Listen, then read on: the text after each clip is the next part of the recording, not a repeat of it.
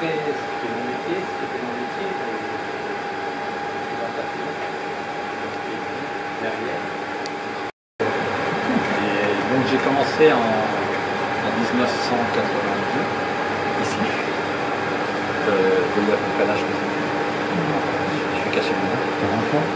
Oh non. Donc, pour des gens qui connaissaient, j'ai commencé en fait ma formation en fait au cinéma Vox, qui était en haut de la transfert, qui était tenu par quelqu'un qui était amateur de cinéma de Super 8, 6 mm. Et à l'époque, l'opérateur projectionniste qui projetait là-bas avait une maladie. Et en fait, je le remplaçais bénévolement, mais vraiment ce que s'appelle bénévolement. Et en fait, j'apprenais au fur et à mesure que ce métier m'intéressait. Et ce métier, avec la cabine de projection unique qui était là-bas, en fait, j'ai appris ce métier bénévolement. Et en plus, ça m'a fait découvrir comme quoi il y avait une formation sur ce métier. Et qu'il y avait une école à Paris, c'était l'école du lumière que j'ai faite. Donc ça m'a permis de me former de plus en plus sur le sujet du cinéma, gratuitement accueilli et de s'intéresser puisque je faisais des projections de Vox gratuitement. J'avais droit à une glace, le dimanche, une choco. Je ne voulais pas être payé à l'époque. Et en fait, ces gens-là m'ont vraiment accueilli comme si j'étais leur enfant. Ça m'a permis de faire passer le premier CAP d'opérateur projectionniste. En tant qu'éducateur, j'avais 17 ans et demi au cinéma.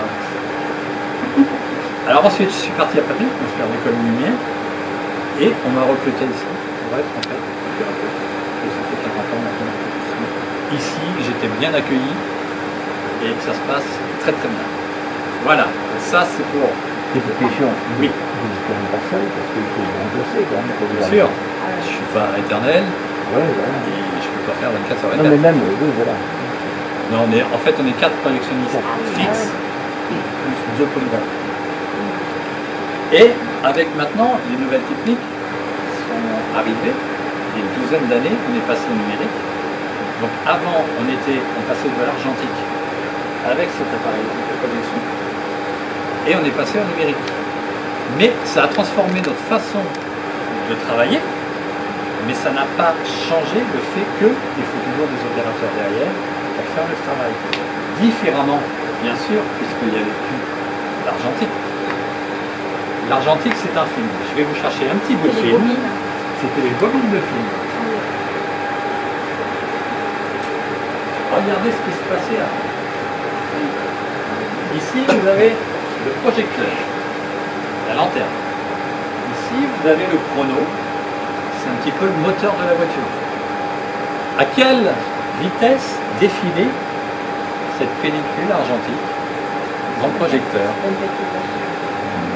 Très bien. On vient de voir le film. 24 images. 24 images par seconde. D'accord? Ce dérouleur qui se trouve derrière vous possède une bobine débitrice qui débitait le film à 24 images par seconde et en bobine réceptrice pour le recevoir. D'accord? Sachant que 24 images par seconde, ça correspond à 47 cm. C'est-à-dire ça, passé en une seconde. Il y a un film, Est un film qui fait 1h30, 2h, 2h30. Titanic, 3h10. Plus le film est long, plus il y avait de bobines, plus il y avait de kilométrage. Le film faisait 5 km de long, environ. C'est un sous-titrage laser. C'est-à-dire que c'était net, c'était fixe. Il n'y avait plus cette fixité de 24 images par seconde. En défilant, en fait, on avait ce petit tremblement. C'est pour ça que tu n'as pas le sous-titre, le film avec sous-titre. Ben oui, mais quand on a un cinéma, qu'on est un studio, on se pose la question. Bah oui. Il fallait passer avec les sous-titres. Et là, on n'avait pas le choix. Parce qu'on a la voix des acteurs. Exactement. Et donc, ça s'est passé il y a une douzaine d'années. Il y a une douzaine d'années, 100% des films étaient comme ça. Et on est passé, maintenant, au disque dur. Et le disque dur, un film sur un disque dur, comme ça fait une centaine de gigas, 100, 150 gigas. Plus le film est important ou en 4K ou long, il peut faire 200 gigas. On met ça sur un disque dur ou on les fait venir par réseau. Nous avons des réseaux spécifiques pour faire venir les films par Internet. Une chose est sûre, si vous pouvez me voler un film, mais vous ne pourrez jamais le voir. C'est crypté. Il y a un encodage qui est d'une longueur comme ça, très complexe, qui correspondent à des numéros de serveur et un encodage de clés KDM que seuls les distributeurs peuvent nous donner. Quand la fabrication du film en numérique est fabriquée, il est demandé à chaque fois des clés KDM d'autorisation. Ce qui fait que si je veux passer le film dans une salle, il faut que le distributeur soit en accord avec nous pour passer le film tel titre, tel jour, telle salle, à telle heure. À 14h14, si les clés KDM ne sont pas vertes, à 14h15, je ne peux pas tourner.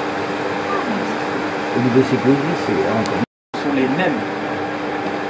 Et c'est les mêmes lampes que l'on avait autrefois et aujourd'hui qui restent le lien sur un projecteur de cinéma. Ce qui fait que là, aujourd'hui, on n'a plus de projecteur 35, on n'a plus de dérouleur, on n'a plus de bobine, on n'a plus de scotch, on n'a plus de colleuse, on n'a plus de table de montage. Il nous reste quoi? L'informatique, les serveurs et les écrans. C'est la chose longue en regardant le film. Non, c'est pas vrai. On a un métier tout aussi important qu'avant, si ce n'est plus important, puisque maintenant, tout ce qui est numérique bug. Donc là, plus de collage, on récupère plus l'image à l'envers, on a le bon format, mais par contre, les clés KDM, il faut les surveiller tout le temps. Tant qu'elles sont vertes, ça va. Si elles sont oranges, ça craint un peu. Si elles sont bleues, elles sont mortes. Donc à nous de les récupérer, d'appeler le distributeur, d'être autorisé à avoir les nouvelles clés KDM pour pouvoir passer leur film dans la bonne salle, à la bonne heure. D'accord? C'est un autre métier. Ça a tourné à 360 en une année. En fait, ça débordait de la bobine. Plus le diamètre était gros, en fait, Titanic débordait ça de la bobine. Donc on fabriquait des petits morceaux de carton, coupés, et on mettait sur le bord de la bobine pour pas que le film brûle. Et ça faisait 45 kg.